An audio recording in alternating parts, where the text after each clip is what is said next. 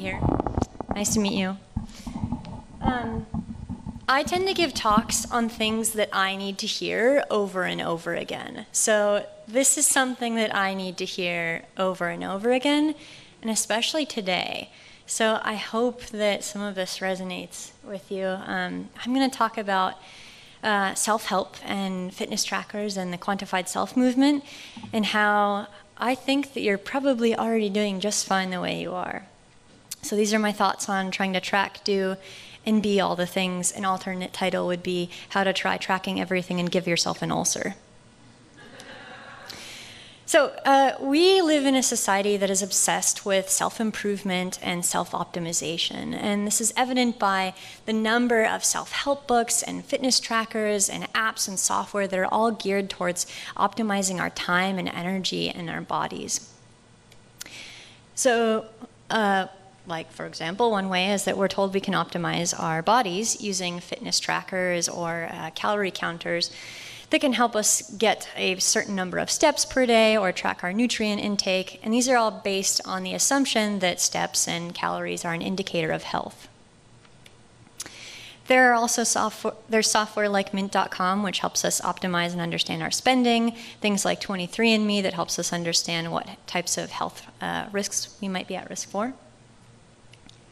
There are even apps like this one where you can track the consistency of your bowel movements.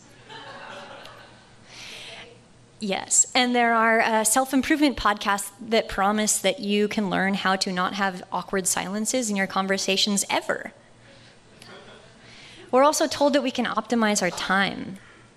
There's white guys like Tim Ferriss who tell us that if we follow his strategy, that you can work 4 hours a week and have the best life. And I think he has something about like working out 30 minutes a day or something too, which is horseshit. There are also services like HelloFresh and meal planning services that tell you that you can optimize your time better and not have to think about meal planning by using their service instead. And so every day, with all of these apps and fitness trackers and yada yada, it's implied that we can be smarter and more productive and healthier as long as we are disciplined and we have access to data. And I have a background in sociology, so whenever I see stuff like this, I'm like, no, how did we get here? This is not natural. So I was curious, how did we get here? And how did we get to the point where these messages on how to optimize our time and be top-performing selves become so prevalent? And the first reason we've become so interested in this is that we're self-centered. Humans are self-interested, and that's okay. And that's part of the reason that we've survived as a species in the first place. But the second major influence is culture, which teaches us to be rational, and that as rational beings, we should strive to be our very best. But outside of the personal and political sphere, there are a number, outside of the personal and societal sphere, there are a number of political and economic factors at play too. This is what happens when you Google capitalist monster. Under neoliberalism, and in particular, the hyper-competitive global economy requires that we constantly optimize ourselves to remain relevant. We need to add or refine skills and optimize our time and productivity in order to remain relevant and maintain job or financial or emotional security. So how do we do it? How do we remain relevant and self-optimize and use these tools to become our best selves? How do we know when we're smart or productive or healthy enough?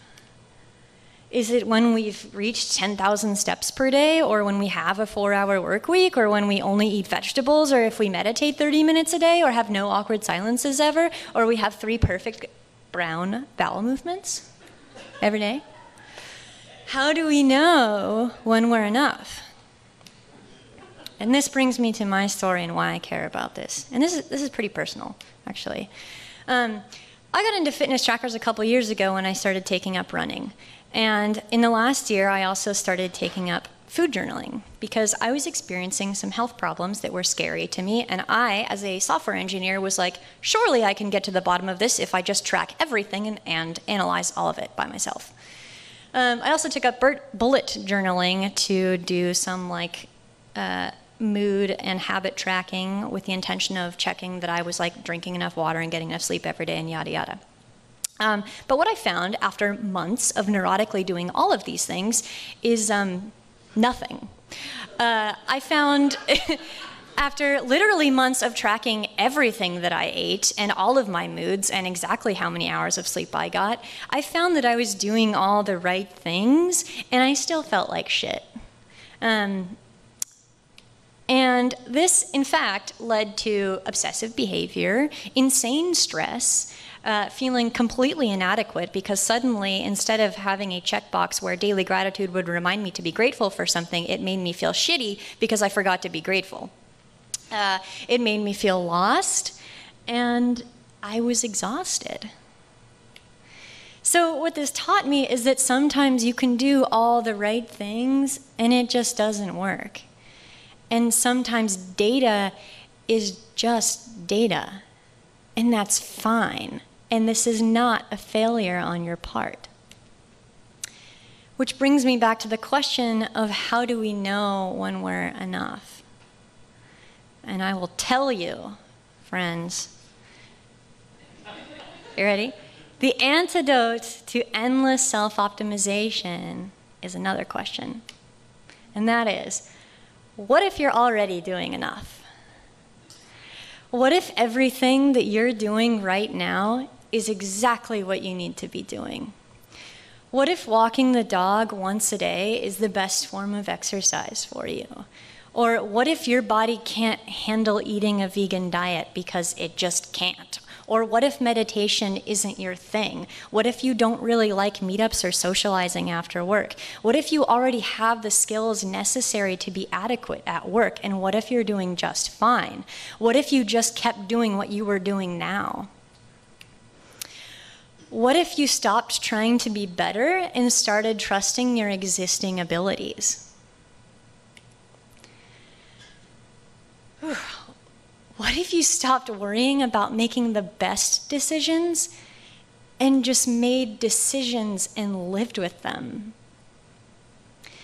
And if this isn't resonating with you, you can be morbid and remind yourself that you're gonna die someday. And you might as well enjoy the person that you are as you are instead of battling yourself every single day. And so this doesn't mean giving up or being self-destructive or burning your Apple Watch or fitness tracker or journal. But what it does mean is defining what enough means to you and defining what health or intelligence means to you. And it means prioritizing your values over other people's. And it also means embracing the radical notion that you are worth more than your data, and more than your labor, and more than your DNA, and more than your bowel movements, and more than your body. I like poop jokes. So, the next time that you're feeling guilty about not having enough time or feeling like you should read or exercise or meditate more, or next time you're looking around at your coworkers and thinking that they're smarter or healthier or more accomplished than you, ask yourself, what if you're already doing enough the way that you are? And one thing that I did not put on this slide that I would like to spontaneously add is that maybe also think about that they're thinking the same thing. And so not only can you remind yourself that you're doing enough, maybe you remind your friend sitting next to you that they're probably doing enough too. And this talk was inspired by 2 articles that I read. I don't even remember who Sarah Hendren is, but she writes about accessibility, and everything she writes is like technical poetry. It like makes me cry every time. So if this resonated with you at all, you should go read that. And that's all I got. Thanks.